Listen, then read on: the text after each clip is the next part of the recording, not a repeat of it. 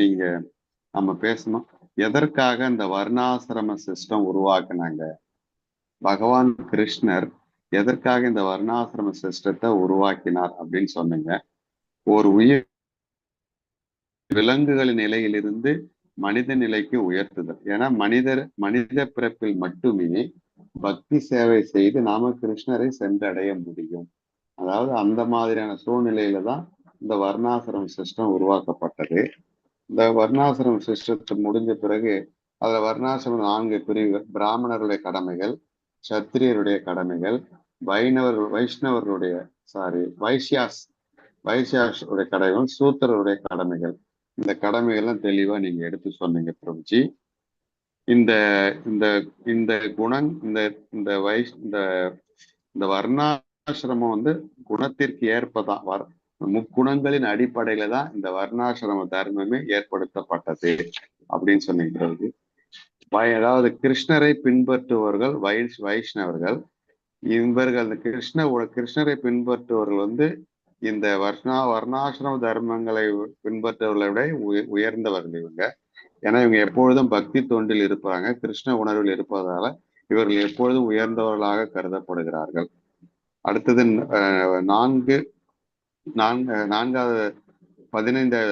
நான்காவது அத்தியாயம் 15வது ஸ்லோகத்துல, முற்காலத்தில் விடுதலை பெற்ற ஆத்மாக்கள் எல்லோரும்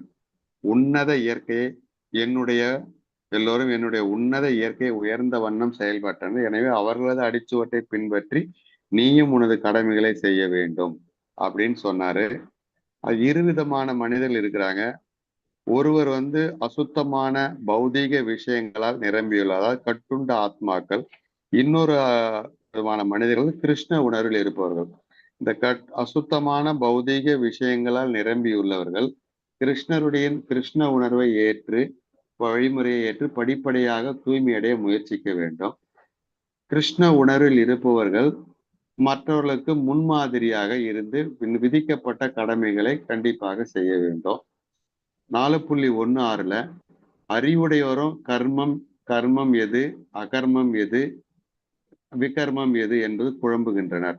கர்மம், அகர்மம், விகர்மம். ஒவ்வொரு உயிர்வாழியும் பகவானுடன் நித்திய சேவகன். கர்மான வர்ணாசிரம தர்மத்துல நமக்கு எது விதிக்கப்பட்ட கடமைகளோ அந்த கடமைகளை செய்வது கர்மா. அந்த கடமைகளை செய்வது, கடமைக்காக செய்யாம அந்த கடமைகளை கிருஷ்ண உணர்வில் கிருஷ்ணருக்கு நித்திய சேவகனாக எந்த பற்றுதலும் இல்லாமல், அதாவது பலநோக்கு எந்த பற்றுதலும் இல்லாமல் பலன்களை கிருஷ்ணருக்கு அர்ப்பணித்து செஞ்சோம்னா அது அகர்மா. அதாவது எல்லா செயல்களையும் அகர்மா உணர்வுல செய்யும் போது அது நமக்கான செயல் அல்ல, அது கிருஷ்ணருக்காக செய்யற செயல்ன்றதால அது செயலின்மை என்று அழைக்கப்படுகிறது. இந்த வழிமுறையை நம்ம பின்பற்றோம்னா நிச்சயமாக குருசீட பரம்பரை முக்கியம். குருசீட பரம்பரை முக்கியம். அதில் அங்கீகரிக்கப்பட்ட ஆன்மீக குருவினுடைய வழிகாட்டுதல் அவசியம். அடுத்தது 4.18ல கர்மத்தில் அகர்மாவையும் அகர்மாவில் கர்மாவை காண்பவனே அறிவுடையவன் ஆகிறான். கர்மத்தில் அகர்மானா நமக்கு விதிக்கப்பட்ட கர்மாவை கிருஷ்ண உணர்வில் செய்யப்படும் போது நம்ம அகர்மாவில் இருக்கிறோம். அதே போல அகர்மாவில் இருந்து நம்முடைய கர்மாவை நாம செய்யணும் அப்படின்னு சொல்றாங்க பிரபுஜி. அனைத்து செயல்களையும் கிருஷ்ண உணர்வில் செயலாற்றுவது யாருன்னா அறிவுடையவன் தான் அனைத்து செயலையும் கிருஷ்ண உணர்வில் செயலாற்றுகிறான் அப்படின்றத நம்ம கடைசியா முடிச்சோம் பிரபுஜி. ஹரே கிருஷ்ணா பிரபுஜி. ஹரே கிருஷ்ணா. ஹரே கிருஷ்ணா. தேங்க்யூ பிரபுஜி, ரொம்ப நல்லா சம்மரைஸ் பண்ணீங்க. நம்ம இன்னைக்கு ஃபர்தர் பார்க்கலாம். ஓகே,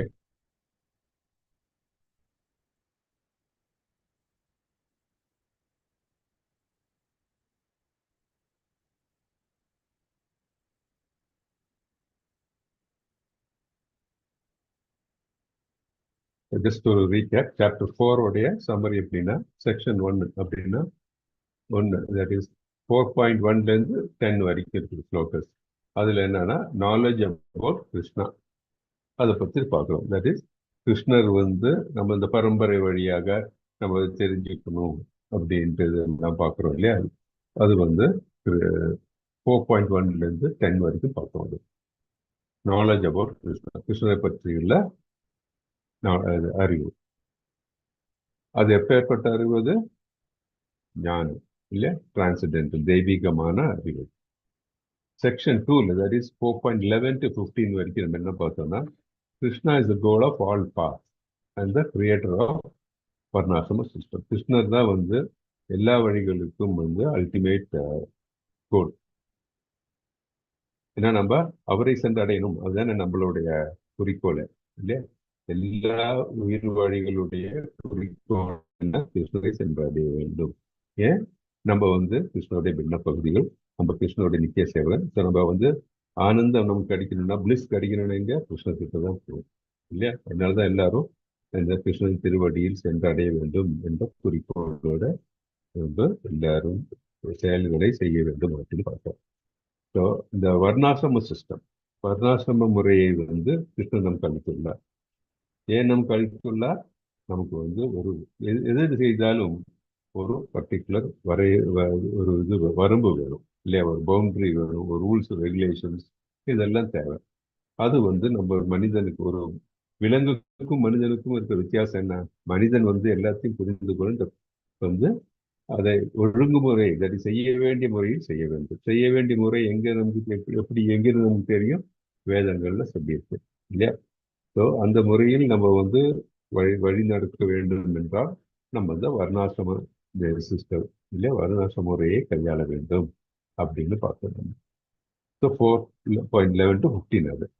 அப்போ 4.16 24 வந்து கர்ம யோகா. எப்படி நம்ம வந்து நம்மளுடைய கர்மம், அதாவது நம்ம செய்ய வேண்டிய செயல்களை செய்ய வேண்டும், அதுதான் நம்ம இப்போ பார்த்துட்டு இருக்கோம் நம்ம. ஸோ ஃபர்தரா நம்ம என்ன பார்க்க போறோம்னா, யக்னங்கள், சாக்ரிஃபைசஸ் லீட் டு டிரான்ஸ்பரன்ஷியல் நாலேஜ். யக்னங்கள் வழியாக நம்ம வந்து யக்னங்கள் செய்யும் பொழுது கிருஷ்ணரை சென்றடையலாம். ஏன்னா யக்ன புருஷன் கிருஷ்ணர் தான் அப்படின்னு வந்து தெரியும். செக்ஷன் 5 வந்து சம்மரி ஆஃப் டிரான்ஸ்பரன்ஷியல், தெய்வீக அறிவினை பற்றி இருக்கிற சம்மரி. அது வந்து நம்ம 34 to 42 பார்க்க போறோம். ஓகே, ஸோ இதை ஒரு ஜஸ்ட் ரீகேப். நம்ம 4th சாப்டர்ல என்ன பார்க்க போறோம் அப்படின்னு. ஸோ நம்ம இந்த 4.16 24 வரைக்கும் நம்ம என்ன பார்க்குறோம்? நம்மளுடைய ரியாக்ஷன்ஸ், அது நம்மளுடைய எதிர்வினைகளை நீக்குதல். எதிர்வினைனா என்ன? நம்ம என்ன கர்மம் செய்யும் பொழுதும் அதற்கு வந்து கட்டுண்ட நிலையில் செய்யும் பொழுது, அது கட்டுண்ட செயல்களாக இருந்தால் டெஃபினட்டா நம்ம வந்து முன்னேற முடியாது இல்லையா? இப்போ பிரபுஜி நல்லா விளக்குனார். ஓகே, கர்மம் அப்படின்னா என்ன இருக்கணும்? தட் இஸ் நமக்கு நிர்ணயிக்கப்பட்ட செயல்களை முறையாக செய்ய வேண்டும் அப்படின்ட்டு தான் கர்மம் அப்படின்ட்டு. இப்போ பிரபுஜி நேற்று நல்ல கேள்வியும் கேட்டார். அப்படின்னா நம்ம வந்து கர்ம பலன் வந்து நம்ம செய்யக்கூடிய செயல்கள்ல இருந்து வரும்போது கர்மம்னா செயல் தானே பிரபு அப்படின்ட்டு. ஸோ செயல்கள் தான்.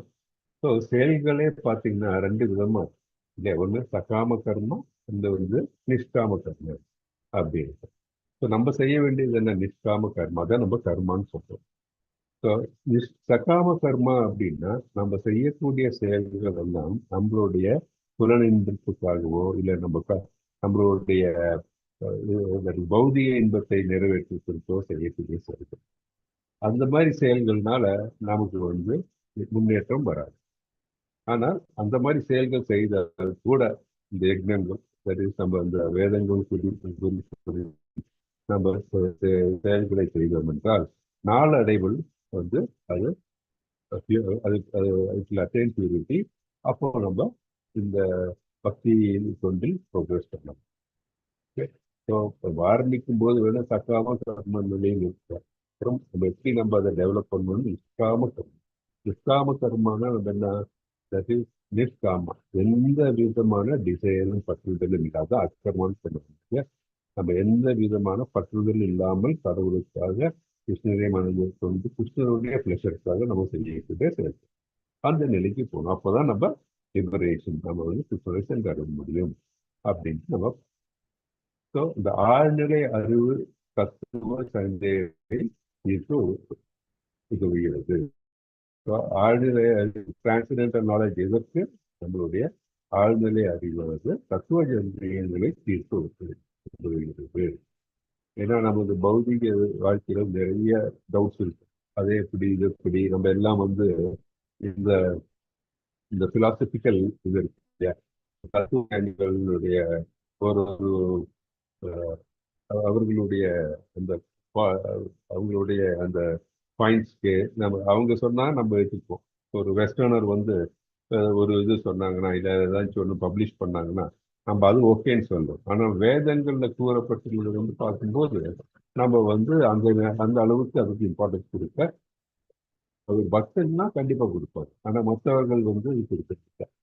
ஆனால் நம்ம பக்தி தொண்டில் நம்ம ஈடுபட்டு நம்ம வந்து குருக்கள் வழியாகவும் அதே மாதிரி நம்மளுடைய வேதங்கள் வழியாகவும் பிரபுபாத புக்ஸ் நிறைய கொடுத்துருக்காரு. நம்ம அதெல்லாம் படிக்கும்போது நமக்கு ஒரு பக்தனுக்கு அறிவு வருகிறது. அந்த அறிவு வர டைம்ல நம்ம வந்து சந்தேகங்கள்லாம் வர வேண்டிய அவசியம் இல்லை. ஏன்னா நமக்கு முழுமையான புரிதல் உண்டாக்கிறது. அது வந்து தெரியும். அடுத்து கர்ம வங்கி இருப்பை அழிக்கவும் உதவுகிறது. கர்மாவை எரிக்கிறது. So, நம்ம வந்து என்ன என்ன ஆகுது, நம்ம வந்து நிஷ்காம கர்மா செய்யும்போது கர்மா நிலையில் வரும்பொழுது என்ன ஆகுது, நம்ம வந்து அது எந்த விதமான பற்றுதலும் இருக்காம நம்ம செய்யறதுனால நம்மளுடைய கர்மிக் பேங்க் பேலன்ஸ் இல்லையா, நமக்கு எல்லாம் பிளஸ்ஸாக தான் வரும், நெகட்டிவா வராது. அது சக்காம கர்ம நிலையில் இருக்கும்போது நம்ம கட்டுண்ட வாழ்க்கையில் இருக்கோம். நம்ம வந்து நமக்காக பௌதிக திருப்திக்காக நம்ம செய்வோம். அப்பெல்லாம் கர்ம பலன் கண்டிப்பாக நமக்கு வரும். அதுதான் அப்போ அது நெகட்டிவ் பேலன்ஸ் ஆகுது. ஸோ நமக்கு பாசிட்டிவ் பேலன்ஸ் வரணும்னா இந்த டிரான்ஸ்டென்டல் நாலேஜ் நமக்கு உதவுகிறது அப்படின்னு சொல்றாங்க. அதே மாதிரி கர்மா என்பது இயற்கையின் ஒரு உலகாவிய விதி. ஒவ்வொரு செயலுக்கும் ஒரு எதிர்வினை உண்டு. இப்போ நம்ம என்ன செயல் செய்தாலும் அதற்கு வந்து ஒரு ரியாக்ஷன் உண்டு இல்லையா. அதே மாதிரி தான் கர்மா. நம்ம வந்து எந்த செயலை செய்தாலும் அதுக்கு ரியாக்ஷன் உண்டு. அது ரியாக்ஷன் இல்லாமல் இருக்கணும்னா என்ன பண்ணணும், நம்ம கர்மா நிலையில் செயல்களை செய்ய வேண்டும். நம்ம செய்யக்கூடிய செயல்கள் கிருஷ்ணரை திருப்திப்படுத்தக்கூடிய செயலாக இருக்கணும், அவருக்காக செய்யணும். நம்ம வந்து கிருஷ்ணருடைய நித்திய சேவகன் அப்படின்ட்டு நம்ம மனசுல புரிந்து கொள்ளணும். தீய கர்மா என்பது வெளிப்படையாக விரும்பத்தகாதது. மேலும் நல்ல கர்மா கூட தவிர்க்கப்பட வேண்டும் என்று கிருஷ்ணர் விளக்குகிறார். தீய கர்மா கர்மா அப்படின்ற வேதங்களுக்கு புறம்பான செயல்கள், அது கண்டிப்பாக செய்யக்கூடாது. அதே மாதிரி நல்ல கர்மா செய்தால் ஏன் கூடாது அப்படின்னு சொல்றாங்க. பிகாஸ் நம்ம வந்து நல்ல கர்மம் செய்தால் அதனுடைய கர்ம இந்த கர்மிக் பேலன்ஸ் சொல்றாங்க, இந்த பேங்க் பேலன்ஸ் என்ன பாசிட்டிவ் பிளஸ் இருக்கும். அப்போ நம்ம சொர்க்கம் அந்த மாதிரி உயர்ந்த கிரகங்களுக்கு சென்று நம்மளுடைய இந்த கணக்கை முடித்துக் கொண்டு திருப்பி மீண்டும் இந்த பகுதிகளுக்கு தான் வரப்போறோம். அதற்கு பதிலாக கிருஷ்ணருக்காக நம்ம செய்யும் போது என்ன ஆகுது, அது டிவோஷனல் சர்வீஸ் ஆகி நம்ம வந்து கிருஷ்ணரை சென்றடையக்கூடிய ஒரு வழியாக வருது. அப்போது அது பேட் கர்மாவோ குட் கர்மா ரெண்டையும் வந்து அது அட்ராக்ட் பண்ணாது அப்படின்னு நம்ம தெரிஞ்சுக்கிறோம். நல்லது கெட்டதுக்கு அப்பால் ஆன்மீக நிலை உள்ளது. ஆன்மீக நிலை எந்த நிலையில இருக்கு, நல்லதுக்கு கெட்டதுக்கும் அப்பால் இல்லையா, beyond the good and bad. So செயல்பாடும் எதிர்வினையும் இல்லாத நிலையை தான் அகர்மா அப்படின்ட்டு நம்ம இது நம்ம டீட்டெயிலாக போன செஷன்ல எல்லாம் பார்த்தோம். ஓகே. ஸோ நம்ம பார்த்தோம் ஆக்ஷன். ஞானம் என்ன, ஞானம்னா என்ன, அது ஆக்ஷன் அப்படின்னா செயல். கர்மா ஃபர்பிடன் ஆக்ஷன் அப்படின்னா தடை செய்யப்பட்ட செயல்கள். இன்ஆக்ஷன் செயலின்மை. செயலின்மை என்ன நம்ம அப்பப்போ பிரபு நல்லா எக்ஸ்பிளைன் பண்ண கர்ம நிலை. கர்ம நிலையில நம்ம செயல்களை செய்வோம், ஆனா நமக்காக செய்யறதில்லை, கிருஷ்ணருக்காக செய்கிறோம். அதுதான் வந்து செயலின்மை. செயல்படாத நிலை மாதிரி இருக்கும். ஆனா வந்து செயலை கிருஷ்ணருக்காக செய்யணும், நமக்காக எதுவும் செய்ய இருக்கும். நமக்காக செயலின்மை, நம்ம செய்ய நமக்காக கிடையாது. அதுதான் வந்து இன்ஆக்ஷன் அப்படின்ட்டு நம்ம பார்க்கிறோம். ஓகே. இதுதான் கர்மா கர்மா கர்மா அப்படின்ட்டு கர்மானா நிர்ணயிக்கப்பட்ட கடமைகள். விகர்மா அப்படின்னா நிர்ணயிக்கப்பட்ட கடமைகளுக்கு எது புறம்பானது. அகர்மா என்றால் பிறப்பிறப்பு சுழற்சியிலிருந்து விடுபட்ட பிறகு செயல்கள் அப்படின்ட்டு நம்ம டீட்டெயிலாக இதெல்லாம் பார்க்கணும். ஓகே. இப்போ நம்ம டீட்டெயிலாக ஸ்ட்ரைட்டா நம்ம யோகம் படிக்கலாம். ஸோ 4.19 படிக்கணும் இல்லை அன்னைக்கு. யார் படிக்கிறீங்க?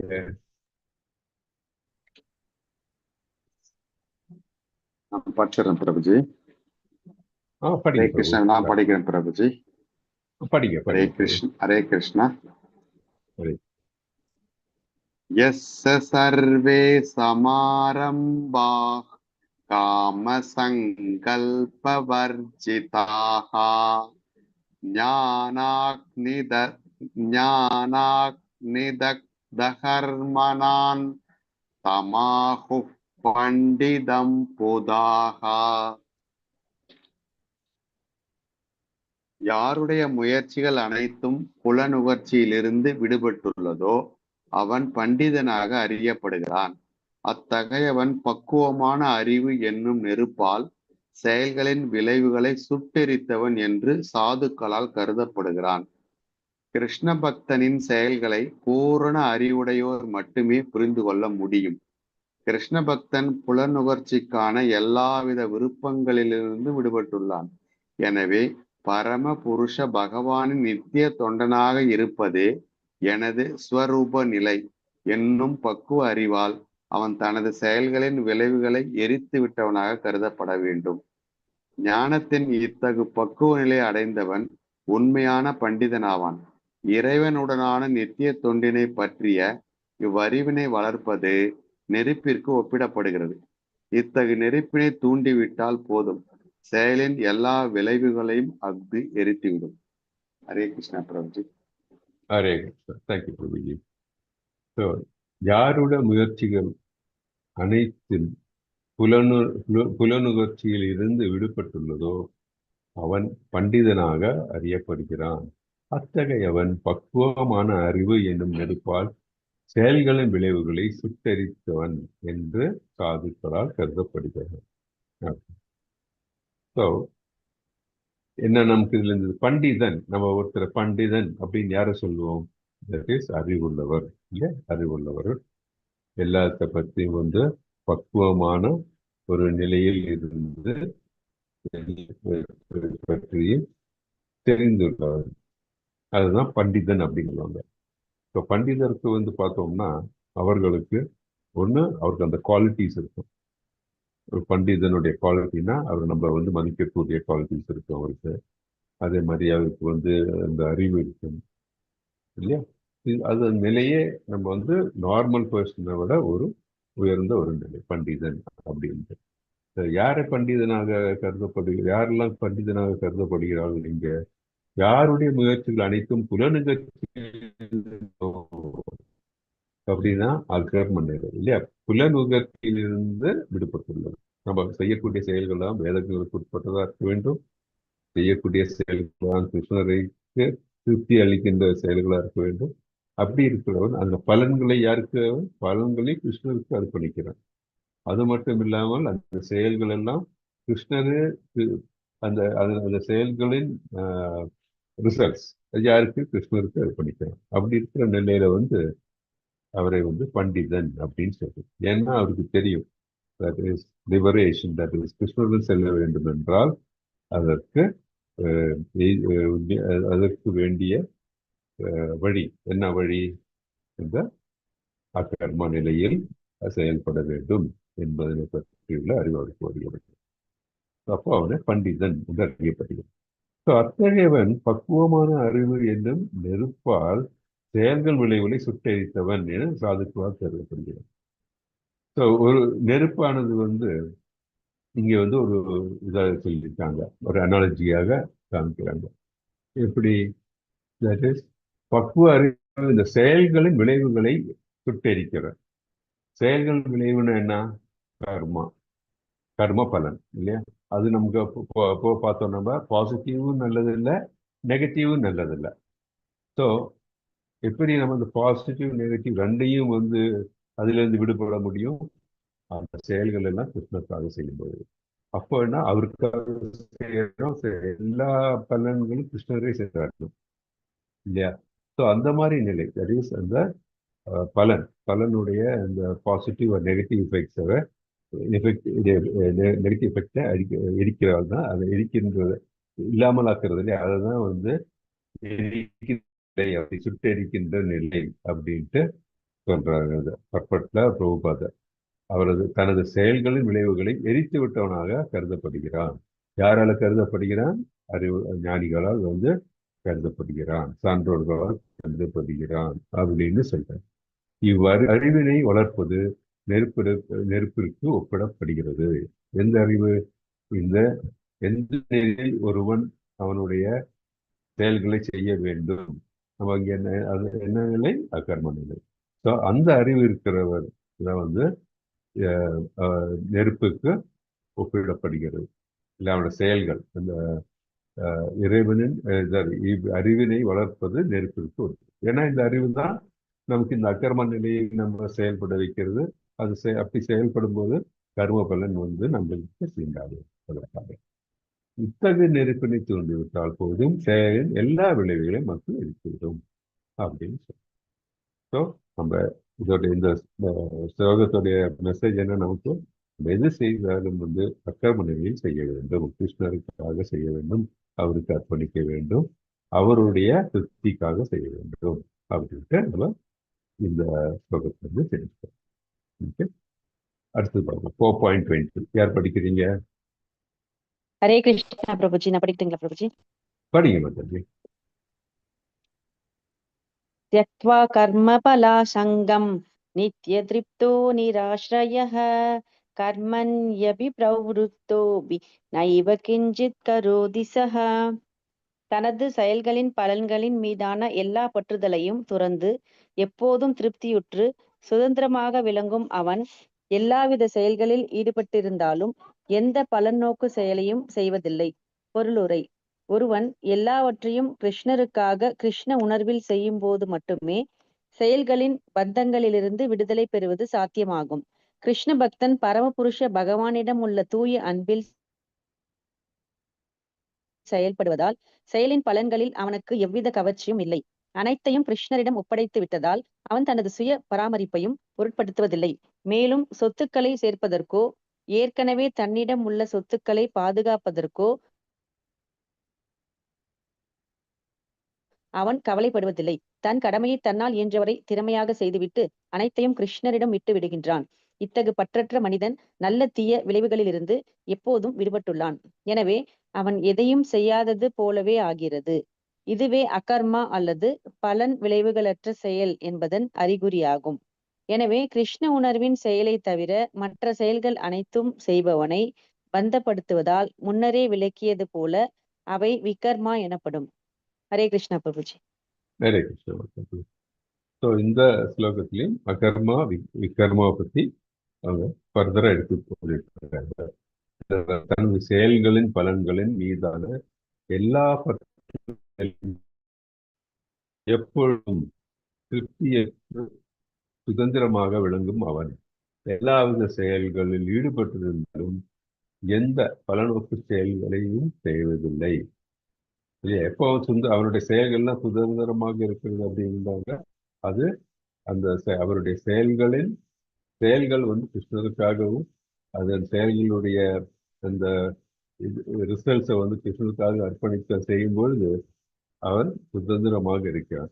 என்ன காரணம்னா அவருக்கு எந்த விதமான பலன் அவர் செய்யக்கூடிய கர்மத்தினால எந்த பலனையும் அவனை வந்து சார்வதில்லை அப்படின்ட்டு சொல்றாங்க. அதுதான் வந்து அதுதான் இங்க கிளியரா சொல்றாங்க பாருங்க. இத்தகு பற்றற்ற மனிதன் நல்ல தீய விளைவுகள், that is either good or bad, இந்த 2 விளைவுகளிலிருந்தும் எப்பொழுதும் விடுபட்டுள்ளான். எனவே அவன் எதையும் செய்யாது போலாகிறது. ஸோ நல்லது கெட்டது அந்த மாதிரி அவன் செய்யக்கூடிய செயல்கள் எதையும் அட்ராக்ட் பண்ணாமல் இருக்கும்போது என்ன ஆகுது? ஒன்றும் செய்யாம இருக்கிற மாதிரி ஆயிடுது இல்லையா? செயலற்ற நிலை மாதிரி இருக்கிறது. இதுவே அகர்மா அல்லது பலன் விளைவுகளற்ற செயல் என்பதன் அறிகுறியாகும். எனவே கிருஷ்ணோணவின் செயலை தவிர மற்ற செயல்கள் அனைத்தும் செய்பவனை பந்தப்படுத்துவதால் முன்னரே விளக்கியது போல் அது அகற்றும். நம்ம சொல்லியிருக்கோம், கிருஷ்ணருக்கு திருப்திப்படுத்தக்கூடிய செயல்கள் அல்லாமல் நம்ம வேதங்களில் நமக்கு உட்பட்டுள்ள செயல்கள் அல்லாமல் பாக்கி இருக்கிற செயல்கள் எல்லாமே விகர்மா அப்படின்னு சொல்லுவோம். கர்மானா நிர்ணயிக்கப்பட்ட செயல். நம்ம வந்து சகாம கர்மா இருந்தால் நம்ம பலன் நோக்கி செயல்கள் இருந்தால் கூட நம்ம வந்து வேதங்களின் அடிப்படையில் நம்ம வந்து செயல்களை செய்யும் பொழுது அது படிப்படியாக அது அந்த கர்மா வந்து அகர்மா நிலைக்கு நம்மளை கொண்டு செல்கிறது இல்லையா? ஸோ அதல்லாமல் வேதங்களுக்கு புறம்பான செயல்கள் என்னெல்லாம் எதாக இருந்தாலும் அவை வந்து விகர்மாக கருதப்பட வேண்டும் அப்படின்ட்டு நம்ம வந்து பார்க்கலாம். ஓகே, ஸோ நம்ம என்ன மெயினாக இருக்கும், வேதங்களுக்கு உட்பட்டு வேதங்கள் கூறப்பட்டுள்ளபடி நம்ம செயல்களை செய்ய வேண்டும். எப்படி செய்ய வேண்டும்? அதனுடைய பலன்களை கிருஷ்ணருக்கு அர்ப்பணிக்க வேண்டும். நாம் செய்யக்கூடிய செயல்கள் வந்து நம்மளால் முடிந்த அளவுக்கு நன்றாக செய்ய வேண்டும். கிருஷ்ணருக்கு திருப்தியா இருக்கிற செயல்களாக இருக்க வேண்டும் அப்படின்ட்டு இது தெரியும். ஓகே, ஹரே கிருஷ்ணன். அடுத்தது பார்க்கலாம் 4.21. நான் படிக்கிறேன் பிரபுஜி. படிங்க மாதாஜி. ஹரே கிருஷ்ணா. ஹரே கிருஷ்ணா. ஹரே கிருஷ்ணா பிரபுஜி. நிராஷ்டிய சித்தாத்மா யக்ஷர்வ பரிக்ஷரஹ ஷரீரம் கேவலம் கர்ம குர்வன்னாப்னோதி கில்பிஷம். மொழிபெயர்ப்பு. இத்தகு உணர்வுடையோன் மனமும் அறிவும் முழுமையாக கட்டுப்படுத்தப்பட்ட நிலையில் தனது சொத்துக்களின் மீதான உரிமை உணர்வுகளை எல்லாம் துறந்து வாழ்வின் அத்தியாவசிய தேவைகளுக்காக மட்டுமே செயலாற்றுகின்றான். இவ்வாறு செயல்படுவதால் அவன் பாவ விளைவுகளால் பாதிக்கப்படுவதில்லை. பொருளுரை. கிருஷ்ண பக்தன் தனது செயல்களில் நல்ல தீய விளைவுகள் எதையும் எதிர்பார்ப்பதில்லை. அவனது மனமும் அறிவும் முழுமையான கட்டுப்பாட்டில் உள்ளது. நான் பரமனின் அம்சம் என்பதால் என்னால் செய்யப்படும் செயல்கள் உண்மையில் என்னால் செய்யப்படுபவை அல்ல என் மூலமாக பரமனால் செய்யப்படும் செயல்களே என்பதை அவன் அறிவான். கை நகரும் போது அது கையின் சுய விருப்பத்தினால் அல்ல, முழு உடலின் முயற்சியினாலேயே அது நகருகிறது. சுய புலநகர்ச்சியில் ஆர்வமில்லாத கிருஷ்ண பக்தன் எப்போதும் பரமனின் ஆவலுடன் இணைந்துள்ளான். ஒரு இயந்திரத்தின் பாகத்தைப் போல அவன் செயல்படுகிறான். இயந்திரத்தின் பகுதி எவ்வாறு எண்ணெயிடப்பட்டு அவன் செயல்படுகிறான். இயந்திரத்தின் பகுதி எவ்வாறு எண்ணெயிடப்பட்டு அவன்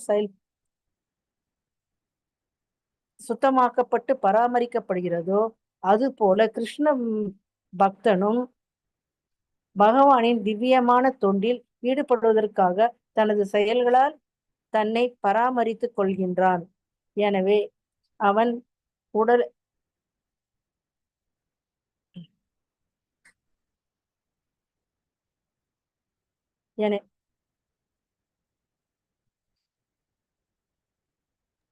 எனவே அவன் தனது முயற்சிகளின் விளைவுகளால் பாதிக்கப்படுவதில்லை.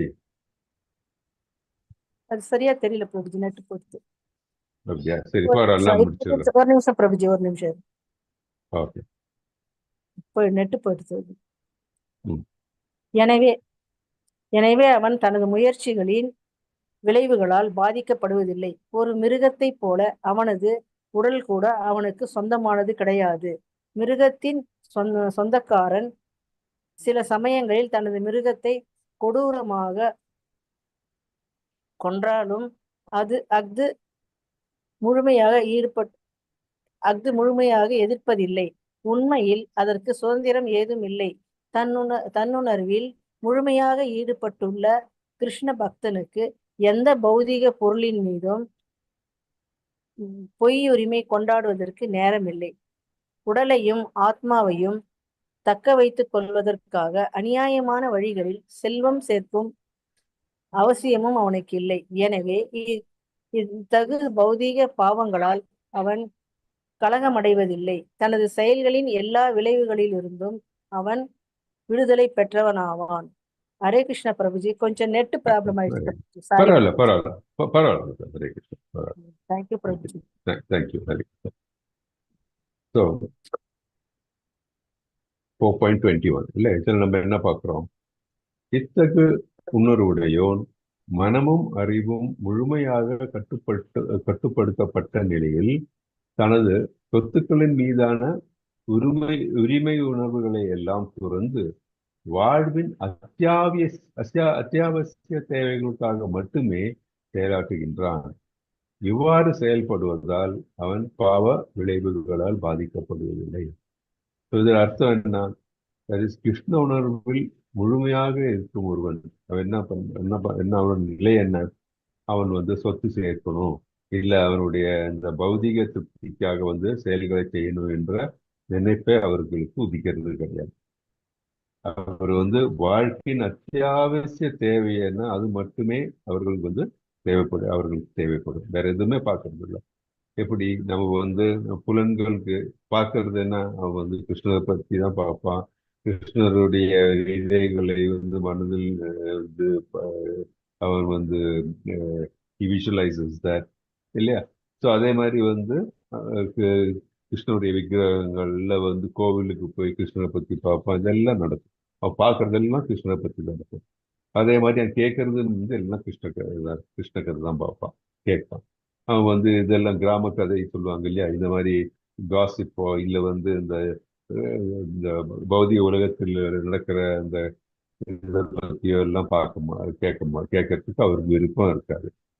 அதே மாதிரி அவன் சாப்பிட்றது நான் டேஸ்ட் என்ன பண்ணுவார், அவர் ஒன்லி பிரசாதம் தான் சாப்பிட பார்ப்பார். அது இல்லாமல் அவர் வயிற்று ருச்சியானதெல்லாம் சாப்பிடணும்னு சொல்லி அவர் அது இதெல்லாம் போயிட்டு சாப்பிட்றதெல்லாம் மாட்டார். ரொம்ப மினிமல் திங்ஸ் தான் ஒரு பிரசாதம் சாப்பிடுவார். அதே மாதிரி அவர் பேச்சு எப்படி இருக்கும்? அவர் பேச்சும் அளவோட கிருஷ்ண உணர்வுல கிருஷ்ணரை பற்றியுள்ள பேச்சு தான் இருக்கும். அவருக்கு கிருஷ்ணனோட மகிமை, அவருடைய குளோரிஃபிகேஷன் தான் நடக்கும். ஸோ அந்த மாதிரி தான் அவருடைய வாழ்க்கை அமையும் போது பாக்கி எல்லாம் அவர் விட்டு விடுவார். இது பார்த்தீங்கன்னா இப்போ நம்ம நிறைய டிவோட்டிஸ் எல்லாரும் நீங்களே யோசிச்சு பார்த்தீங்கன்னா இந்த கிருஷ்ணா கான்சியஸ்னஸ்க்கு வரத்துக்கு முன்னாடி நம்ம நிறைய சினிமா பார்க்கணும்னு தோணும், இல்லை நம்ம சீரியல் பார்க்கணும்னு தோணும், இல்லை இந்த பௌதிகமான ஆசைகள் நிறைய இருந்திருக்கும். இப்போ நீங்க யோசிச்சு இப்ப உங்களுடைய வாழ்க்கையில பார்த்துருக்கீங்கன்னா நிறைய அதெல்லாம் குறைச்சிருப்பீங்க. அந்த பௌதிக ஆசைகள் மேல உங்களுக்கு கொஞ்சம் கொஞ்சமா அந்த ஆசை விட்டு போய் கொண்டிருக்கும். கிருஷ்ண உணர்வுனா நீங்க ஜாஸ்தியா இப்போ ஈடுபட நினைக்கிறீங்க. இது எல்லா டிவோட்டிஸ்க்கும் அதை எக்ஸ்பீரியன்ஸ் பண்றாங்க இல்லையா? நீங்கள் எல்லாரும் நீங்களும் அதே மாதிரி எக்ஸ்பீரியன்ஸிங் இல்லையா? இல்லாட்டி ஏன் இந்த 8-9 மணிக்கு இந்த பகவத்கீதை செஷன்ல நீங்க இருக்கோம் இல்லையா? நம்ம சீரியலோ இல்லை சினிமாவோ ஏதோ பார்த்துட்டு இருக்கலாம் இல்லையா? So that shows your commitment. So இந்த கிருஷ்ண உணர்வில் இருக்கிறவங்க பார்த்தீங்கன்னா அவர்களுக்கு அத்தியாவசிய தேவைகள் மட்டும்தான் அவர்கள் கவனம் செலுத்துவாங்க, தவிர பாக்கி எதுவும் கிடையாது. ஏன்னா அவர்களுடைய கவனம் முழுக்க கிருஷ்ண மேல தான் இருக்கும். அப்படி இருக்கும்போது இந்த பௌதிக செயல்களை பௌதிக ஆசைகளுக்கு அந்த இடம் கொடுக்கறது இல்லை அவங்க. அது மட்டும் இல்லாம ஒரு பக்தனுக்கு என்னன்னு தெரியும், இந்த உலகத்துல இருக்கிற எல்லா திங்ஸ் இருக்கு, எல்லா ஆப்ஜெக்ட்ஸும் யாருடையது இல்லை, அவருக்கு நல்லா தெரியும் கிருஷ்ணருடையது. அவர் தான் அதுக்கு ப்ரொப்பரேட்டர் இல்லையா? இது அவருக்கு நல்லாவே தெரியும். ஆனா அதை தெரியாதவங்க தான் இந்த அறிவில்லாதவர்கள், இந்த பௌதிகத்தில் மூழ்கி இருக்கிறவர்கள். அவர்களுக்கு எல்லாம் பணம் சேர்க்கணும், இல்லை நிறைய கேளிக்கையில் ஈடுபடணும், அப்படி இப்படின்னு நினைச்சிட்டு இருப்பாங்க. அவர்கள் எவ்வளவு கிடைச்சாலும் இன்னும் வேணும் அப்படின்னு சொல்லி அவங்க அந்த சொத்து சேர்க்கறதுக்கோ இல்லை கேளிக்கையில் ஈடுபடுறதுக்கோ அவங்க முற்படுவாங்க. அந்த மாதிரி செயல்கள் என்ன கண்டிப்பாக கர்ம பலனை அட்ராக்ட் பண்ணும். இவென்ச்சுவலி அவங்க இந்த பிறப்பிறப்பிலிருந்து விடுபட முடியாது. ஆனால் ஒரு பக்தன் அவன் நிலை என்ன? அவன் எந்த விதமான இந்த பௌதிக பொருள்கள் மேலும் சொத்துக்கள் மேல இருக்கட்டும் இல்லை கேளிக்கையில அவருக்கு அந்த அவ்வளோ இன்ட்ரெஸ்டே வராது. ஏன்னா அவருக்கு தெரியுது எல்லாம் கிருஷ்ணருடையது, என்னது கிடையாது, எனக்கு தேவையா இருக்கிறது கிருஷ்ணன் அளித்துள்ள அதோட திருப்தி அடைஞ்சிடலாம் இல்லையா? அந்த நிலையில ஒரு பக்தன் அவனுடைய வாழ்க்கையை அமைத்துக் கொள்கிறான். ஸோ இந்த பிரபுபாதர் ரொம்ப நல்லா அழகா சொல்லியிருக்காரு பாருங்க. அது கண்ணுணர்வில் முழுமையாக ஈடுபட்டுள்ள கிருஷ்ண பக்தனுக்கு எந்த பௌதிக பொருள் மீதும்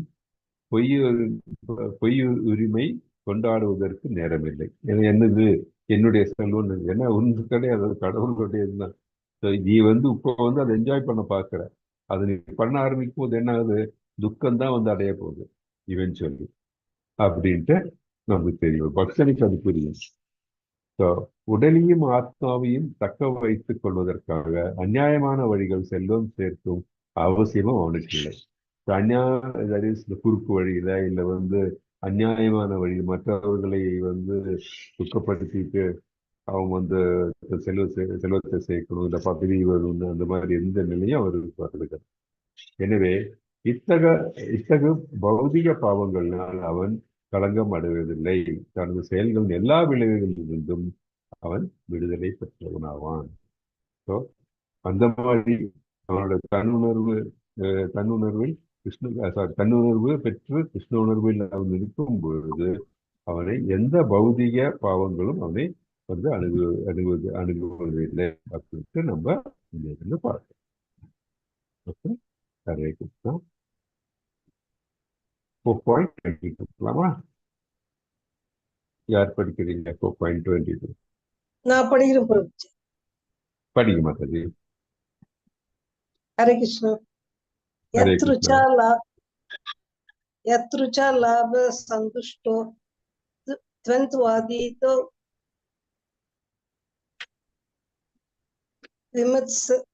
விமத்சரஹ சமசித்தா வசித்தௌ ச கிருத்வாபி நிபத்யதே.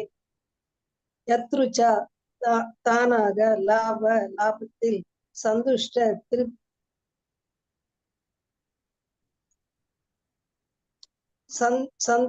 திருப்தியுற்று துவந்துவ இருமை அதீத கடந்து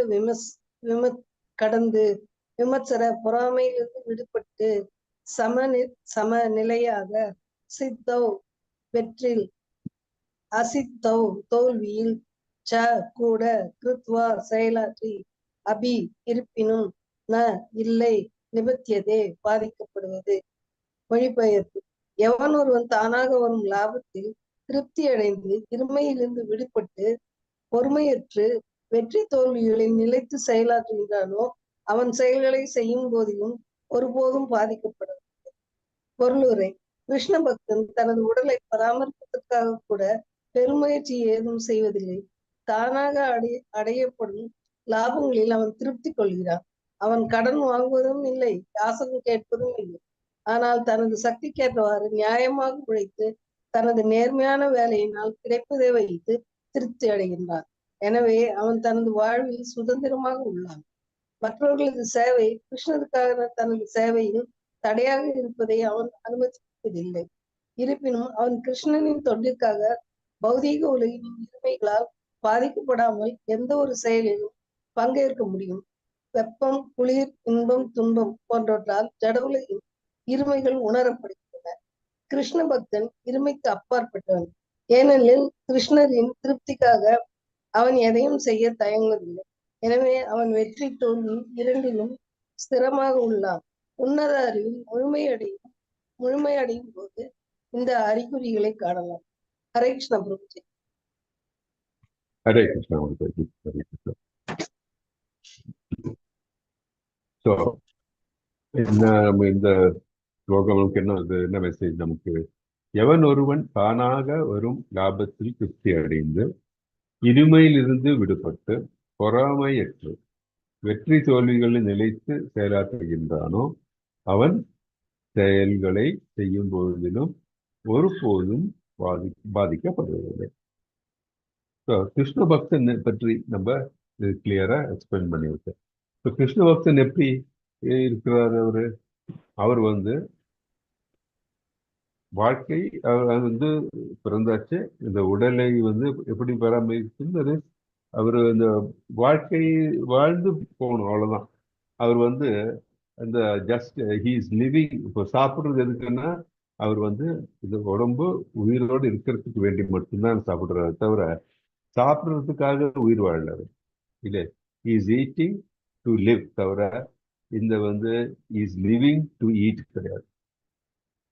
அதே மாதிரி அவர் செய்யற செயல்கள் என்ன, அது வர பலன்கள் என்ன, அதை வச்சு அவர் திருப்தி அடைகிறார். அதை விட்டு அவர் எனக்கு நிறைய பணம் வேணும், நிறைய ஆஸ்தி வேணும் அப்படின்னு சொல்லி பேராசையில போறது கிடையாது. ஏன் அவர் வந்து கிருஷ்ணரை திருப்தி அவருக்கு தெரியும் இதெல்லாம் கிருஷ்ணருடையது என்று நம்ம ஈசோபனிஷத்துல மந்த்ரா 1ல தான் சொல்லிருக்குல்ல, ஈசாவசியம் இதம் சர்வம் அப்படின்ட்டு. ஸோ இதெல்லாம் உலகத்துல இருக்கிறது எல்லாம் கிருஷ்ணருடையது. அது வந்து ஒவ்வொரு அது கிளியரா ஒரு பக்தனுக்கு புரியும், மற்றவர்களுக்கு அது அந்த மாதிரி இருக்கிற அறிவு இருக்காது அப்படின்னு. அது மட்டும் இல்லாம ஒரு பக்தன் பார்த்தீங்கன்னா நம்மளோட வாழ்க்கை எப்படி இருக்கும், இந்த போன ஸ்லோகத்துலையும் சொன்ன மாதிரி ரொம்ப சிம்பிளா இருக்கு. அவங்க வந்து ரொம்ப ஆடம்பரமாக அப்படி இப்படின்னுலாம் இருக்க மாட்டாங்க. இது நமக்கு நிறைய நம்மளுடைய இந்த இதுல இருந்து இதிகாசங்கள்ல இருந்து நம்ம பார்த்துருக்கோம். இந்த சைத்தன்ய சரிதாமிரத்துல நமக்கு வந்து தெரியும். தட் இஸ் அந்த இவங்கள்லாம் இருக்காங்க இல்லையா, தட் இஸ் கோசாமிகள் இல்லையா, ரகுநாததாஸ் கோசாமி பில்லியனர். அவர் குடும்பத்துல வந்து பாத்தீங்கன்னா அவருக்கு நிறைய செல்வம் இருக்கு, ஆனா எல்லாத்தையும் வந்து துறந்து அவர் சைத்தன்ய மகாபிரபுவோட சீடரா இருந்தார். ஏன் அவர் வந்து அந்த புலனின்பத்துல இருக்கலாம் இல்லையா, கிடையாது. அவருக்கு தெரியும் என்ன, கிருஷ்ணர் தான் அவருடைய வாழ்க்கையின் குறிக்கோள் என்ன, இந்த மனித பிறவியின் குறிக்கோள் என்ன, நம்ம வந்து கிருஷ்ணரை சென்றடைய வேண்டும், பிறப்பிறப்பிலிருந்து முக்தி பெற வேண்டும் என்று அவருக்கு நல்லாவே தெரியும். அதனாலதான் வந்து அவர் அந்த இந்த கிருஷ்ண உணர்வில் இருக்கிறதுக்கு வேண்டி சைத்தன்ய மகாபிரபுவோட சீடராகிறாரு. ஸோ எந்த அதனாலதான் அவர்கள் எல்லாம் பக்தர்களை அறிவுள்ளவர்கள் அப்படின்னு சொல்றாரு. நம்ம இதுக்கு முன்னாடி இருக்கிற இது முன்னாடி ஒரு வாட்டி சொல்லியிருக்கேன். தட் இஸ் இந்த மனித உடல் வந்து ஒருத்தர் கிடைக்கணும்னா அது வந்து ரொம்ப ஈஸியா கிடைக்காது. நமக்கு தெரியும் 84 லட்சம் வகையான ஸ்பீசிஸ் இருக்கு, இந்த உயிர்வாழிகள் இருக்காங்க. 84 லட்சம் டைப்ஸ். அதுல மனிதனும் ஒண்ணு. மனித பிறவிக்கு தான் எல்லாத்த விட கான்சியஸ்னஸ் ஜாஸ்தி இருக்கு. ஸோ இந்த மனித பிறவியா இருந்தால் மட்டும்தான், மனித பிறவி எடுக்கும்போது மட்டும்தான் நமக்கு கிருஷ்ணன் சென்று அடையக்கூடிய ஒரு வாய்ப்பு இருக்கு. பாக்கி எந்த விலங்கு எந்த பிறவியும் வந்து அது முடியாது. ஏன்னா இந்த மனித பிறவியை எடுக்கும்போது மட்டும்தான் நமக்கு பக்தி தொண்டு செய்ய முடியும். ஸோ அந்த மனித பிறவியினை வந்து இந்த உடலை நம்ம வந்து சரியான வழியில் உபயோகிக்கவில்லை என்றால், நம்ம பார்த்துருக்கோம் அந்த அதே நம்ம சொன்ன மாதிரி தான் ஆத்மக, that is killer of the soul அப்படின்ட்டு சொல்லுவாங்க. அந்த மாதிரி ஆட்களை கில்லர் ஆஃப் த சோல். நமக்கு தெரியும் நம்ம ஆத்மாவை கொல்ல முடியாதுன்ட்டு. ஆத்மாவுக்கு வந்து துண்டா வெட்ட முடியாது, தண்ணீரால இது பண்ண முடியாது, தீயால் எரிக்க முடியாது, எல்லாம் தெரியும். இருப்பினும் அந்த மாதிரி நிலையை நம்ம என்ன சொல்றோம், கில்லர் ஆஃப் த சோல், ஆத்மக அப்படின்ற. ஏன், தட் இஸ் மனித பிறவி கிடைச்சாச்சு நமக்கெல்லாம். பக்தி தொண்டு மட்டும் நம்ம செய்து நம்ம இந்த பிறப்பிறப்பு என்ற இந்த சூழலிலிருந்து விடுபடலாம். அதை புரிஞ்சுக்காம மீண்டும் மீண்டும் இந்த பௌதிகத்துல நம்ம ஆழ்ந்து நம்ம திருப்பியும் வந்து இந்த சூழல்ல மாட்ட போறோம்னு நினைச்சோம்னா நமக்கு அந்த ஆத்மாவை கொல்லறதுக்கு சமம். அது கில்லர் ஆஃப் த சோல். அந்த மாதிரி ஆட்களை வந்து கில்லர் ஆஃப் த சோல் அப்படின்னு சொல்லுவாங்க. ஸோ நம்ம வந்து எப்படி நம்ம எல்லாம் எப்படி இருக்கணும், வி ஷுட் பி சிம்பிள். நம்ம ஒரு பக்தனாக கிருஷ்ண உணர்வோட நமக்கு செயல்பட வேண்டும். அது வந்து நமக்கு இந்த ஸ்லோகத்திலிருந்து நமக்கு இருக்கிற மெசேஜ். அப்படி இல்லை என்றால் நம்ம we are all will be termed as killer of the soul, ஆத்மக. நம்மளுடைய ஆத்மாவை கொல்கிறவர்கள் அப்படின்னு நமக்கு நம்ம அந்த நிலையை அந்த மாதிரியே நிலையாகும். ஸோ கிருஷ்ண பக்தன் வந்து இந்த என்ன அவருடைய நிலை எப்படி, கிருஷ்ண பக்தன் இருமைக்கு அப்பாற்பட்டவன். ஏனெனில் கிருஷ்ணரின் திருப்திக்காக அவன் எதையும் செய்ய தயங்குவதில்லை. ஒரு கிருஷ்ண பக்தன் வந்து கிருஷ்ணருக்காக எந்த செயலும் செய்ய தயங்குவதில்லை. எனவே அவன் வெற்றி தோல்வி இரண்டிலும் ஸ்திரமாக இருப்பான். அவனுக்கு வந்து சொல்லுவாங்க இல்லையா, சரி ஜெயிச்சாலும் சரி தோற்றாலும் சரி, அதே மாதிரி வந்து குளிரானாலும் சரி வெப்பமானாலும் சரி, எல்லாம் அவன் ஒரே நிலை சமமான நிலையில வந்து அந்த நிலையை ஏற்றுக்கொள்வான். ஏன்னா பக்தன் வந்து வேற எதுவுமே அவன் மனசுல வைக்கத்தான் தனது என்று அவன் எதுவுமே வந்து எதிர்கொள்ள மாட்டான். அந்த மாதிரி இருக்கிற உன்னத அறிவில் முழுமை செய்யும் பொழுது அவனுக்கு இந்த அறிகுறியை காணலாம். எந்த அறிகுறி, தட் இஸ் இந்த being stable at all time, ஸ்திர புத்தி இல்லையா. ஸோ நல்லது வந்து அவங்க வந்து சந்தோஷம் ஜாஸ்தி, அதே மாதிரி துக்கம் ஜாஸ்தி, அந்த மாதிரி எதுவும் கிடையாது. எப்பவும் வந்து அவங்க வந்து லெவல் ஹெட்டடா இருப்பாங்க அவங்க. அதுதான் சுததீர் முனி அப்படின்னு சொல்லுவாங்க. சுததீர் முனி அப்படின்ட்டு நம்ம இது சொல்லுவாங்க. ஓகே, அந்த நிலை ஒரு பக்தன் அந்த நிலையில் இருப்பான். ஓகே, நம்ம இப்போ டிவோஷனல் சர்வீஸ்ல எல்லாம் நம்ம வந்து கால் எடுத்து வச்சிருக்கோம். ஸோ நம்ம வந்து இனிஷியல் ஸ்டேஜ் நம்ம என்ன சொல்லுவோம், ஒரு கனிஷ்ட அதிகாரி, ஃபர்ஸ்ட் லெவல். அப்புறம் நெக்ஸ்ட் லெவல் மத்தியம அதிகாரி, அப்புறம் ஹையஸ்ட் லெவல் உத்தம அதிகாரி. அந்த நிலையில தான் வந்து மனிதனானாலும் சரி விலங்கானாலும் சரி ஒரே நிலையை தான் ஒரே நிலையை தான் பார்ப்பாங்க. அவனுக்கு வேற எந்த பேதமும் கிடையாது. எல்லாத்தையும் சரிசமமான பார்ப்பாங்க. அவங்களுக்கு இப்போ இதுல சொன்ன மாதிரி குளிரோ இல்லை வந்து வெப்பமோ அப்படின்னு அந்த மாதிரி எதுவுமே கிடையாது. ஓகே, ஏன்னா அவர் எல்லாம் செய்கிறது எல்லாம் கிருஷ்ணனுக்காக செய்கிறார்கள். கிருஷ்ணரே மனதில் 24/7 கிருஷ்ணரே மனதில் நினைத்துக் கொண்டு செய்யும் பொழுது அவர்கள் அந்த நிலையை அடைகிறார்கள். ஒரு பக்தன் அந்த நிலையை அடைய வேண்டும் அப்படின்ட்டு நம்ம வந்து பார்க்கலாம். ஓகே, நெக்ஸ்ட் 4.23 படிக்கிறீங்க.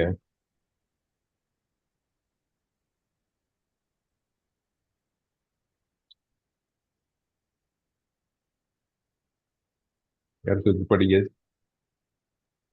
हरे कृष्णा प्रभु। हरे कृष्ण माताजी।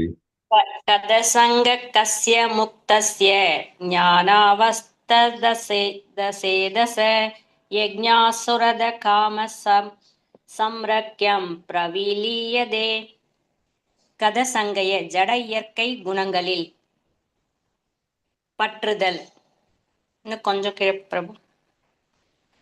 பற்றுதல் கொள்ளாமல் முகஸ்திய முக்தி பெற்ற ஞான அவஸ்தித ஞானத்தில் நிலை பெற்று சேதச எவனது அறிவு யக்ஞய யாகத்தின் கிருஷ்ணரின் திருப்திக்காக ஆசரத் செயலாற்றி கர்ம செயல் சமக்ரம் பூரணத்தில் பிரவிலியதே முழுமையாக கலந்து விடுகிறான். மொழிபெயர்ப்பு: ஜட இயற்கை குணங்களில் பற்றற்று திவ்ய ஞானத்தில் நிலை பெற்றவனின் செயல் முழுமையாக உன்னதத்தில் கலந்து விடுகின்றது.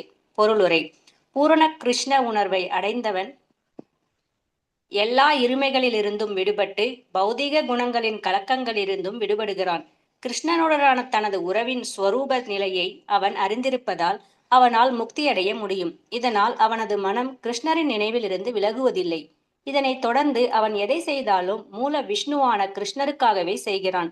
எனவே அவனது செயல்கள் அனைத்தும் யாகங்களே. ஏனெனில் பரமபுருஷரான விஷ்ணுவை கிருஷ்ணரை திருப்தி அடைவதற்காக செயல்படுவதன் யாகம். இத்தகு செயல்கள் எல்லாவற்றின் விளைவுகளும் நிச்சயமாக உன்னதத்தில் கலந்து விடுவதால் அவன் ஜட விளைவுகளில் பாதிக்கப்படுவதில்லை. ஹரே கிருஷ்ணா. ஹரே கிருஷ்ணா. தேங்க்யூ.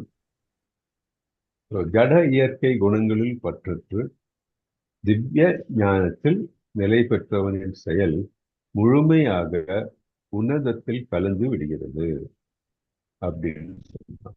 ஜட இயற்கை குணங்களில் பற்றற்று. ஜட இயற்கை குணம் என்ன? நம்ம இந்த முக்குணம் இல்ல, முக்குணங்களில் நம்ம வந்து ஆழ்ந்திருக்கிறோம். ஏதாச்சும் ஒரு குணம் இல்லை, ஏதாச்சும் ஒரு குணம் இல்லை, சம குணம் இல்லைன்னா சத்துவ குணம் இல்லையா? இந்த குணங்கள் தான் நம்மளை நம்ம என்ன செய்யறோம், நம்மளோட செயல்கள் எல்லாம் நம்மளை அது வந்து கண்ட்ரோல் பண்ணுது. ஸோ அது நம்ம இந்த முக்குணங்களுக்கு அப்பாற்படுதல் சுத்த சத்துவ நிலையில் வர வேண்டும் நம்ம. ஏன்னா நம்ம பார்த்துருக்கோம், நம்ம வந்து சத்துவ குணத்தில் இருந்தால் கூட, சத்துவ குணமும் நமக்கு தெரியும் நல்லது இல்லையா, நல்லதை செய்து வேதங்கள் குறிப்பிட்டுள்ள செயல்கள் எல்லாம் நம்ம செய்தால் கூட நமக்கு அகந்தை வர்றதுக்கு சான்சஸ் உண்டு. ஃபார் எக்ஸாம்பிள், இந்த மாதிரி இப்போ நான் வந்து ஒரு டீச்சரே இருக்காங்க வச்சுக்கோங்க. ஸோ அந்த டீச்சர் வந்து கிளாஸ் எடுக்கிறாரு. கிளாஸ் எடுக்கும்போது நான் வந்து டீச்சர் கிளாஸ் எடுத்து மற்றவர்களுக்கு அறிவு புகட்டும் போது அது நல்ல செயல் தான் இல்லையா, சத்துவ குணத்துல இருந்து தான் செய்யறாரு. ஆனால் எல்லாரும் என்னை வந்து போற்றணும், எனக்கு இதனால வந்து எல்லாரும் வெரி குட் சொல்லணும் அப்படின்னு எல்லாம் மனசுல வந்து நினைத்தாரு வச்சுக்கோங்க டீச்சர். அப்ப என்ன அர்த்தம்? அவருக்கு வந்து இந்த பௌதிகத்துல ஈடுபட்ட மாதிரி தான் ஆயிருக்கு இல்லையா?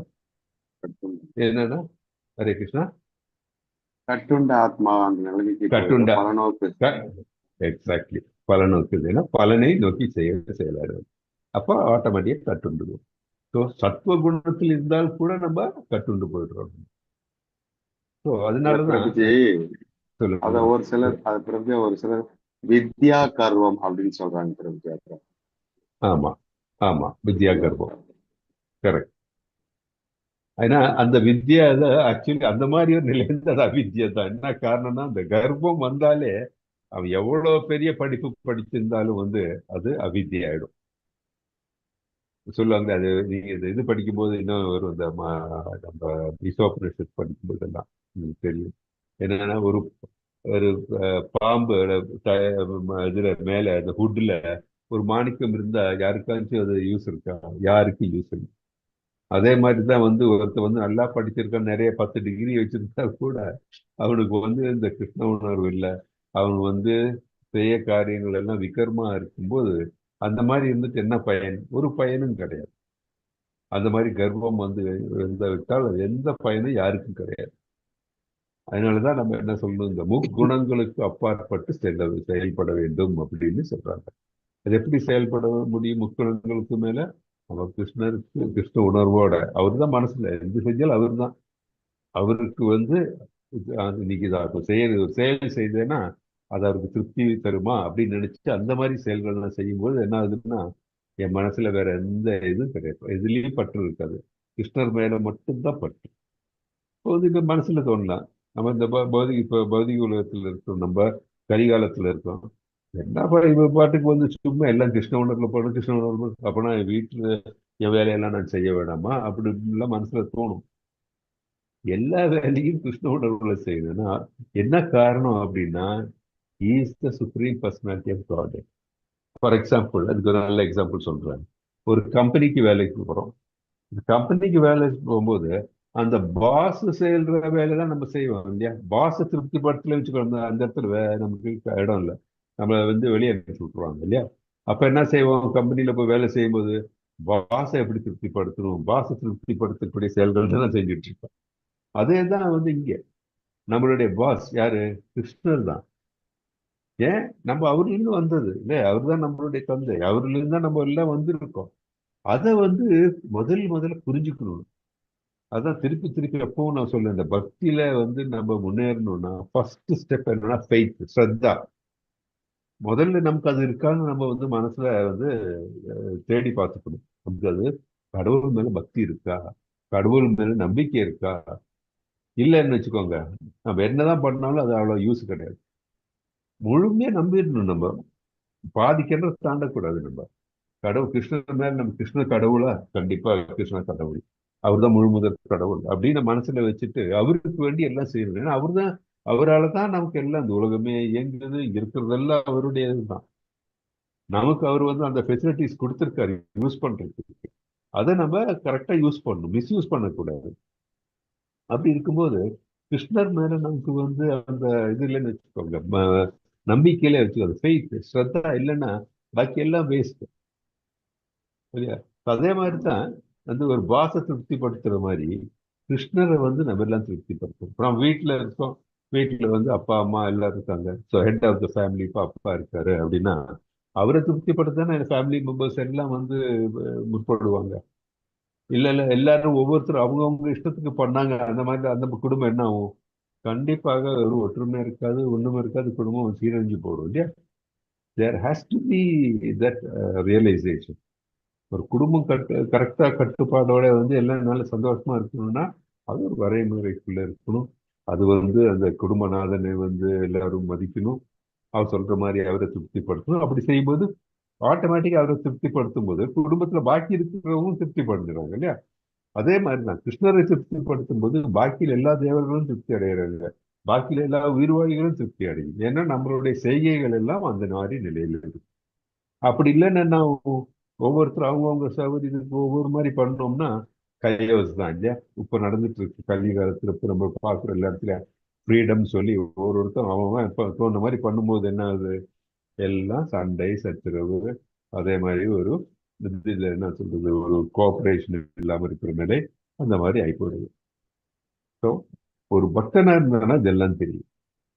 பூர்ண கிருஷ்ண உணர்வை அடைந்தவன் எல்லா இருமையிலிருந்து விடுபட்டு பௌதிக குணங்களும் களங்கத்திலிருந்து விடுபடுகிறான். இதுதான் இதுக்கு முன்னாடி இருக்க ஸ்லோகங்கள், அதை நம்ம பார்த்தோம். அது எப்படி விடுபடுகிறோம்? அக்கர்ம நிலையில் இருக்கும்போது கிருஷ்ணருக்காக எல்லாம் செய்யும்போது கிருஷ்ணர் தான் எல்லாத்துக்கும் எல்லா காரியங்களுக்கும் காரணம் அப்படின்னு புரிந்து கொண்டு நம்ம செயல்படும் போது நம்ம பலனையும் கிருஷ்ணருக்கு அர்ப்பணிக்கும் போது நம்ம நம்மளுடைய செயல்கள் எல்லாம் உன்னத செயல்களாக, எப்படி அக்கர்ம நிலையில் இருக்க செயல்களாக முடியும். முக்குணங்களுக்கு மேலாக சுத்த சத்துவ நிலையிலும் நாம் செயல்படுவோம். அப்போ நமக்கு எந்த விதமான கட்டுண்ட பாதிப்பும் நம்மளுக்கு நம்ம மேல் நம்மளுடைய செயலில் வராது அப்படின்ட்டு நம்ம இதை தெரிஞ்சுக்கிறோம். So most important thing is do everything for Krishna, for Krishna's pleasure. அதுதான் ரொம்ப முக்கியம். கிருஷ்ணரை திருப்திப்படுத்தணும். அது எப்படி? அதான் யாகங்கள் சொல்றாங்களே. நம்ம நம்ம வேதங்கள்ல பல யாகங்களை பத்தி சொல்லியிருக்காங்க. எல்லா யாகங்கள், அதான் யக்னம் சொல்லுவோம் இல்லையா, அது எல்லா யக்னங்களுடைய யாரை திருப்திப்படுத்துகிறது? யக்ன புருஷர் கிருஷ்ணர் இல்லையா? கரெக்ட், கிருஷ்ணர். ஸோ யக்ன புருஷர் கிருஷ்ணர். ஸோ எந்த யாகத்தை செய்தாலும் இவன் யாரு திருப்தி அடையணும்? கிருஷ்ணன் திருப்தி அடைவார். நம்ம சிவனுக்கு நம்ம யாகம் பண்ணலாம், இல்ல பிரம்மாவுக்கு பண்ணலாம், இல்ல மற்ற தேவர்களுக்கு பண்ணலாம். ஆனா அவர்கள் வழியாக கிருஷ்ணரை தான் திருப்திப்படுத்துவோம். ஏன்னா எல்லாத்தையும் யக்ன புருஷன் பண்ணுவது கிருஷ்ணர் தான். ஸோ நம்ம சுவை திருப்திப்படுத்த வேண்டியதுதான் நம்மளுடைய கடமை. நம்மளுடைய செயல்கள் எல்லாம் அந்த நிலையில் தான் இருக்க வேண்டும் அப்படின்ட்டு நம்ம நேர புரிஞ்சுக்கணும். எல்லா யக்னங்கள் எதை செய்தாலும் கிருஷ்ணரை திருப்திப்படுத்தக்கூடிய செயல்களாக இருக்க வேண்டும் அப்படின்ட்டு தெரிஞ்சுக்கிறோம். இதோட பார்க்கலாம். 4.24 யார் படிக்கிறீங்க?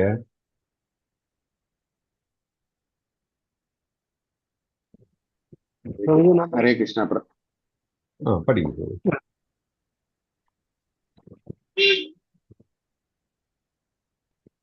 படிங்க. ब्रह्म हवे भस्मग्नौ ब्रह्मणाहुदं ब्रह्मावैधेन गंतव्यं ब्रह्म கர்ம சமாதினா. கிருஷ்ண உணர்வின் மூலமாக ஆழ்ந்திருப்பவன் நிச்சயமாக ஆன்மீக உணர்வை அடைவான். ஏனெனில் அவன் ஆன்மீக செயல்களுக்காக தன்னை முழுமையாக சமர்ப்பித்துள்ளான். பிரம்மனை இலக்காக கொண்ட இச்செயல்கள் அதே ஆன்மீக இயற்கையின் மூலம் அர்ப்பணிக்கப்படுவதாகும். பொருளுரை: கிருஷ்ண பக்தியின் செயல்கள் எவ்வாறு இறுதியில் ஆத்மீக இலக்கை நோக்கி கொண்டு செல்கின்றன என்பது இங்கே விளக்கப்பட்டுள்ளது. கிருஷ்ண பக்தியில் பல்வேறு செயல்கள் உள்ளன. அவை பின்வரும் பதங்கள் விளக்கப்படும். ஆனால் தற்போது கிருஷ்ண உணர்வு அடிப்படை கொள்கை மட்டும் விளக்கப்பட்டுள்ளது. பௌதிக கலங்கத்தினால் பந்தப்பட்டுள்ள கட்டுண்ட ஆத்மா ஜட சூழ்நிலையில் செயலாற்றுவது நிச்சயம். இருப்பினும் அத்தகைய சூழ்நிலையிலிருந்து அவர் வெளியேற வேண்டும். கட்டுண்ட ஆத்மா பௌதிக சூழ்நிலிருந்து வெளியேறும் முறையே கிருஷ்ண உணர்வாகும். உதாரணமாக, அளவுக்கு அதிகமாக பால் பொருட்களை உட்கொள்வதால் வயிற்றை கெடுத்துக் கொண்டு துன்புறும் ஒரு நோயாளி மற்றொரு பால் பொருளான தயிர் மூலமாக குணப்படுத்தப்படுகிறான்.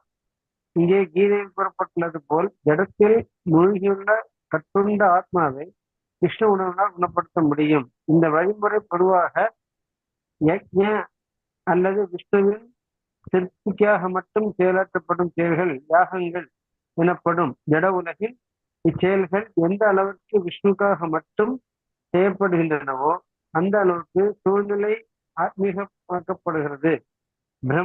பிரம்மன் என்ற வார்த்தைக்கு ஆத்மீகம் என்று பொருள். இறைவன் ஆத்மீகமானவர். அவரது திவ்யமான உடலிலிருந்து வரும் ஒளிக்கதிர்கள் பிரம்ம ஜோதி. அவரது ஆத்மீக தேஜஸ் என்று அழைக்கப்படுகின்றது. இருப்பவை அனைத்தும் இந்த பிரம்ம ஜோதியிலேயே நிலை பெற்றுள்ளன. ஆனால் இந்த ஜோதியானது மாயையினாலோ குலநுணர்ச்சியினாலோ மறைக்கப்படும் போது அது பௌதீகம் எனப்படும். இந்த பௌதிக திரையினை கிருஷ்ண உணர்வால் உடனடியாக அச்சிட முடியும். விதமாக கிருஷ்ண உணர்வில் அர்ப்பணிக்கப்படும் பொருள் அந்த அர்ப்பணத்தை ஏற்றுக்கொள்பவர், அர்ப்பணிப்பதற்கான வழிமுறை, அர்ப்பணம் செய்பவர் மற்றும் அர்ப்பணத்தின் விளைவு இவையெல்லாம் சேர்ந்தே பிரம்மன் அல்லது பூரண உண்மை எனப்படும் எனப்படும். பூரண உண்மை மாயையால் மறைக்கப்படும் போது பௌதீகம் என்று அழைக்கப்படுகிறது. பூரண உண்மையின் தொண்டில் பௌதீகம் உயர்ப்படுத்தப்படும் போது அது தனது ஆத்மீக உணர்வை மீண்டும் அடைகின்றது. மாயையில் உள்ள உணர்வை பிரம்மனிடம் பரமனிடம் மாற்றும் வழிமுறையே கிருஷ்ண உணர்வு. மனம் கிருஷ்ண உணர்வு முழுமையாக ஆழ்ந்திருக்கும் நிலை சமாதி எனப்படும். இத்தகைய உணர்வு செய்யப்படும் அனைத்து செயல்களுக்கும் யக்ஞ பிரம்மனுக்காக செய்யப்படும் யாகம் என்று அழைக்கப்படுகின்றன. இத்தகைய ஆத்மீக உணர்வை அர்ப்பணிப்பவர், உதவியாக இருப்பவை, செலவிடப்படுவது, யாகத்தை செய்பவர், விளைவு, இறுதி லாபம் இவை அனைத்தும் பூரணமாக பரபிரம்மனில் உண்டாகி விடுகின்றன. இதுவே கிருஷ்ண உணர்வு வழிமுறையாகும். ஹரே கிருஷ்ண பிரபு. ஹரே கிருஷ்ண பிரபு. தேங்க்யூ. பிரம்மார்ப்பணம் பிரம்ம அவீர் பிரம்மாத்னோ பிரம்மண உதம் பிரம்மைவ தேன கந்தவியம் பிரம்ம கர்ம சமாதினா அப்படின்ட்டு சொல்றாரு இல்ல. ஸோ என்ன பார்க்கறது இல்லை, கிருஷ்ண உணர்வில் முழுமையாக ஆழ்ந்திருப்பவன், கிருஷ்ண உணர்வில் முழுமையாக ஆழ்ந்திருப்பவன் நிச்சயமாக ஆன்மீக உலகினை அடைவான். ஏனெனில் அவன் ஆன்மீக செயல்களுக்காக தன்னை முழுமையாக சமர்ப்பித்துள்ளான். பிரம்மனை இலக்காக கொண்ட இச்செயல்கள் அதே ஆன்மீக இயற்கையின் மூலம் அர்ப்பணிக்கப்படுவதாகும். நம்ம கிருஷ்ணரை அடைய வேண்டும் என்றால் என்ன? கிருஷ்ண உணர்வு முழுமையாக ஆழ்ந்திருக்க வேண்டும். அன்னபிலாஷித சூன்யம், தட் இஸ் மனசுல வேற எதுவுமே இருக்கக்கூடாது எக்ஸப்டிங் கிருஷ்ண உணர்வு. அந்த மாதிரி இருக்கும் பொழுது நம்ம ஆன்மீக உலகனே அடைய முடியும் அப்படின்னு தெரிகிறது. கிருஷ்ண பக்தி. ஹரே கிருஷ்ண பிரபு. பிரபுஜி, இந்த ஆன்மீக உலகம்னா அந்த கோலோக விருந்தாவனம் பிரபுஜி. கரெக்ட். Spiritual world. நம்ம பிரிக்கிறதெல்லாம் பௌதிக உலகம் இல்லையா? பிரபஞ்சம் எல்லாம் பௌதிக உலகம், ஆன்மீக உலகம் ஸ்பிரிச்சுவல் ஸ்கை. ஹரே கிருஷ்ண. கிருஷ்ண பக்தியின் செயல்கள் எவ்வாறு இறுதியில் ஆன்மீக இலக்கை நோக்கி கொண்டு செல்கிறது என்பது இங்கே விளக்கப்பட்டுள்ளது. எப்படி?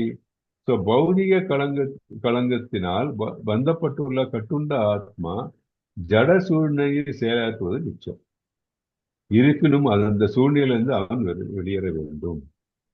நம்ம மனசுல ஜீவாத்மா இருக்கு இல்லையா? நம்ம தான் ஜீவாத்மா, நம்ம எல்லாம் ஜீவாத்மா. நம்ம எதனால இந்த பிரபஞ்சத்துக்கு நம்ம பிறந்திருக்கிறோம், இங்கே தோன்றி இருக்கிறோம்? நம்மளுடைய லிமிட்டட் ஃப்ரீடம் இல்லையா? அந்த லிமிட்டட் ஃப்ரீடம் வழியாக நமக்கு சில ஆசைகள் மனதில் தோன்றினது. ஸோ அந்த ஆசைகளை பூர்த்தி செய்யறதுக்கு தான் கிருஷ்ணன் நமக்கு நம்மளை இங்கே வரவழைச்சிடலாம். நம்மளுடைய ஆசைகளுக்கு ஏற்ப நம்ம ஒரு உடல் கிடைச்சிருக்கணும். ஸோ அந்த மாதிரி இருக்கிற நிலையில நம்ம மனது என்ன, அது நம்ம இந்த மனது ஜீவாத்மா பல காரியங்களையும் விருப்பப்படுகிறது. அது இந்த பல நோக்கு செயல்கள் இல்லை பௌதிக புலனை புலன் இன்பத்திற்கு வேண்டிய செயல்கள் இதிலெல்லாம் ஈடுபடும் போது அது பௌதிக செயல்கள் ஆயிடுது. ஸோ அந்த பௌதிக செயல்களா இருக்கும்போது என்ன, நமக்கு இந்த ஒரு உடல் கிடைக்குது. அந்த உடலுக்கு ஒரு தொடக்கம் உண்டு, ஒரு இதுவும் உண்டு. அது மடியும். அது ஒரு லிமிட்டட் டைம்ல அது மடிந்து போகும். ஸோ அப்படி இருக்கும்பொழுது என்ன ஆகுது, அந்த திருப்பியும் அந்த மடியும் போது நமக்கு ஒரு ஆசை இருந்து வச்சுக்கோங்க. அடுத்த ஜென்மத்துல அதற்கேற்ப உடலை எடுத்துக்கொண்டு அந்த ஆசையை நிறைவேற்றுறதுக்கு மீண்டும் நம்ம பிறப்பெடுக்கிறோம். இந்த சுழற்சியில மாட்டிக்கிட்டே இருக்கும். ஸோ இதுல இருந்து விடுபடணும்னா என்ன வழி? நம்ம கிருஷ்ண உணர்வில் இருந்து கிருஷ்ணரை வழிபட்டு நம்ம செயல்படும் போது என்ன ஆகுது, நம்ம ஆன்மீக வழியை தேர்ந்தெடுத்துக்கிறோம்.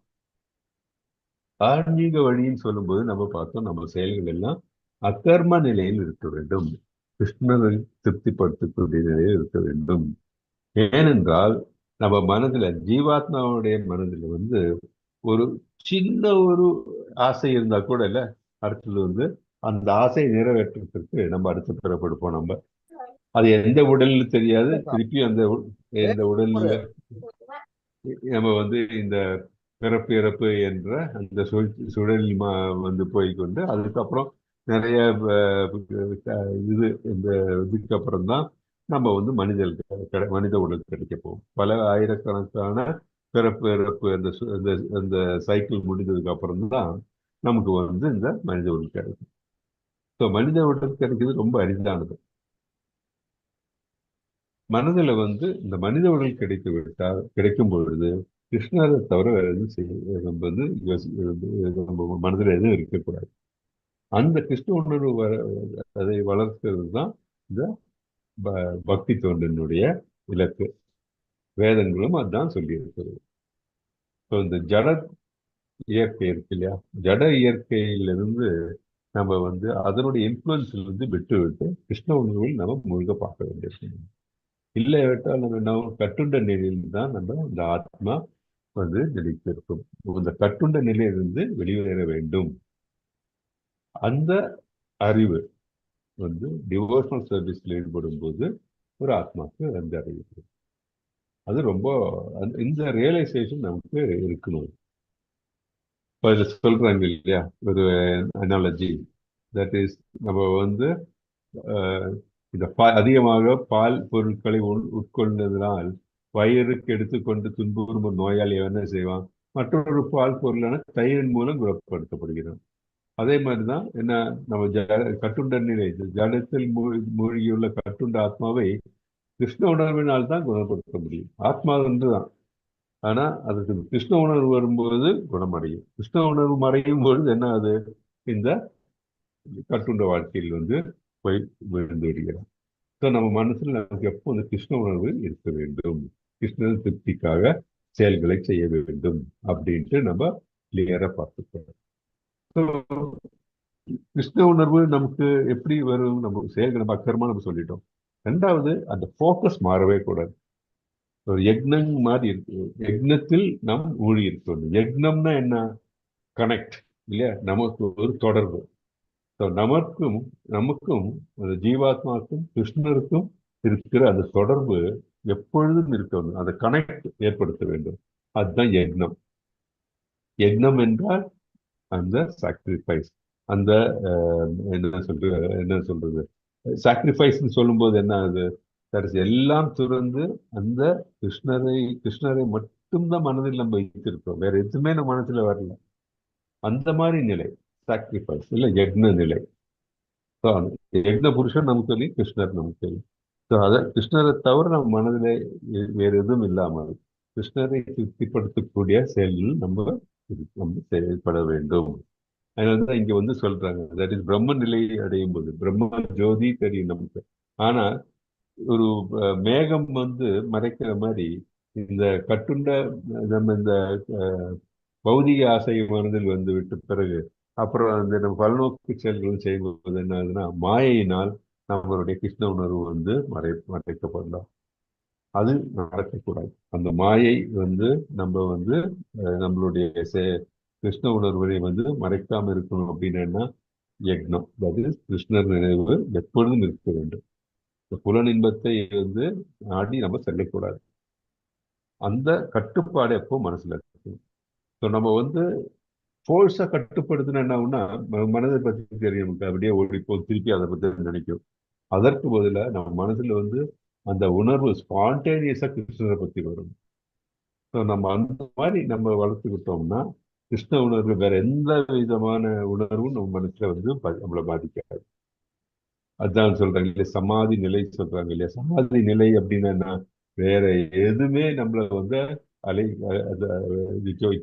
அஃபெக்ட். சமாதி கிருஷ்ண உணர்வு மட்டும்தான். Focusing only on Krishna. மனது ஃபுல்லா கிருஷ்ணர் தான் நிறைந்துள்ளது. அந்த நிலைக்கு நம்ம வர வேண்டும். அது எப்படி, கிருஷ்ணர் நம்ம செய்ய காரியங்கள் எல்லாம் வந்து கிருஷ்ண உணர்வுகள், கிருஷ்ணரை திருப்திப்படுத்தக்கூடிய செயல்களை மட்டும்தான் நம்ம செய்யணும். அதற்கு அது திருப்பியும் ஃபர்ஸ்ட் இம்பார்ட்டன்ட் திங் என்ன, ஸ்ரத்தா, அவர் மேல அந்த நம்பிக்கை தேவை. அவர் தான் ரெண்டாவது ரியலைசேஷன், அவர் தான் இந்த உலகத்தில் இருக்கிற எல்லா காரியங்களுக்கும் காரணம். அவர் தான் எல்லாம் நமக்கு அளித்துள்ளார். அதெல்லாம் அதை நம்ம வந்து மனதில் வைத்துக்கொண்டு நம்ம பிரவர்த்திக்க வேண்டும் அப்படின்ட்டு நம்ம இந்த ஸ்லோகத்திலிருந்து தெரிஞ்சுக்கிறோம். பூர்ண உண்மை மாயால் மறைக்கப்படுவது பௌதிகம் என அழைக்கப்படுகிறது. பூரண உண்மையின் துறையில் பௌதிகம் உபயோகப்படுத்தும் போது அது தனது ஆன்மீக உணர்வை மீண்டும் அடைகிறது. மாயையில் உள்ள உணர்வை பிரம்மனிடம் மற்றும் வழிமுறையை கிருஷ்ண உணர்வு. மனம் கிருஷ்ண உணர்வில் முழுமையாக ஆழ்ந்திருக்கும் நிலை சமாதி எனப்படும். மனது முழுமையாக கிருஷ்ண உணர்வில் இருக்க வேண்டும். சமாதி நிலையில் கொண்டு வரும். சமாதினா ஃபுல் கான்சென்ட்ரேஷன். யக்னம் அப்படின்னா கனெக்ட் பிட்வீன் த ஜீவாத்மா அண்ட் கிருஷ்ணா. அது அதான் நம்ம சாண்ட் பண்ணும்போதும் என்ன ஃப்ளாலெஸ் சாண்டிங். அந்த சாண்டிங் நம்ம உச்சரிக்கிறது நம்ம காதுல அதை கேட்கணும். அப்படி பண்ணும்போது ஏதாவது அந்த கனெக்ட் ஏற்படுத்துறோம், கிருஷ்ணனோட கனெக்ட் ஏற்படுத்துறோம். அதே மாதிரி நம்ம நெஞ்சில் இருக்கிற அந்த அழுக்கெல்லாம் நம்மளை விட்டு போகும். அது அந்த நிலை கொண்டு வரணும். நம்ம ஃபாஸ்டா சாண்ட் பண்ணாம, ஃபாஸ்ட்னா தட் இஸ் ஃபாஸ்டா சாண்ட் பண்ணுங்க. ஆனா சாண்ட் பண்ணும்போது ஒவ்வொரு வார்த்தையும் நம்ம கிளியரா நம்ம காதுல கேட்கணும். ஹரே கிருஷ்ண கிருஷ்ண கிருஷ்ண ஹரே ஹரே, ஹரே ராம ராம ராம ஹரே ஹரே. அது கிளியரா இருக்கணும். சிலவங்க ரொம்ப ஃபாஸ்டா பேசும்போது அது சாண்ட் பண்ணும்போது ஹரே வராது, அப்புறம் ராம சின்னதா போடும், அந்த மாதிரிலாம் இருக்கும். கிளியரா சாண்ட் பண்ணணும். கிளியரா சாண்ட் பண்ணி அதை நம்ம காதுல கேட்கணும். கவனம் கீர்த்தனம் ரெண்டும் நடக்கணும். அப்ப என்ன ஆகுது, நம்ம கனெக்ட் அந்த கரெக்டா அந்த எஸ்டாப்ளிஷ் பண்றோம் நம்ம. ஓகே, ஸோ அந்த நிலையை நம்ம செய்யணும். எந்த பலனையும் நோக்காமல், எந்த லாபத்தையும் நோக்காமல் பூர்ண கிருஷ்ண உணர்வோடு நாம் செயல்பட வேண்டும். நம்ம செயல்கள் எல்லாம் அந்த நிலையில் இருக்க வேண்டும் அப்படின்ட்டு நம்ம பார்க்கணும். ஓகே, ஹரே கிருஷ்ணா. ஸோ இன்னைக்கு நம்ம இதோட ஸ்டாப் பண்ணலாம். Any questions, any doubts?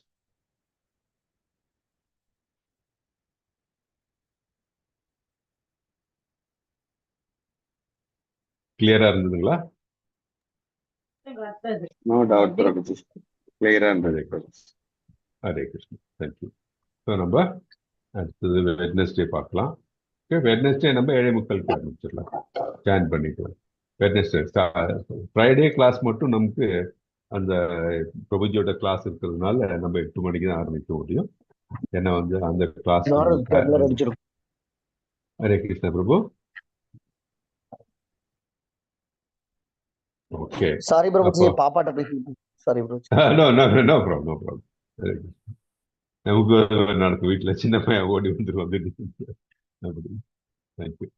நம்ம அப்போ இன்னைக்கு இதோட நம்ம செஷன் க்ளோஸ் பண்ணிக்கலாம். வாஞ்சா கல்பதருப்யஸ்ச கிருபா சிந்தித்ய ஏவ ச பतितानां पावनेभ्यो वैष्णवेभ्यो नमो नमः. अनंत कोटि वैष्णव की जय. श्रीला प्रभुपाद की जय. भगवत गीता की जय. All glory to the assembled devotees. Hare Krishna Hare Krishna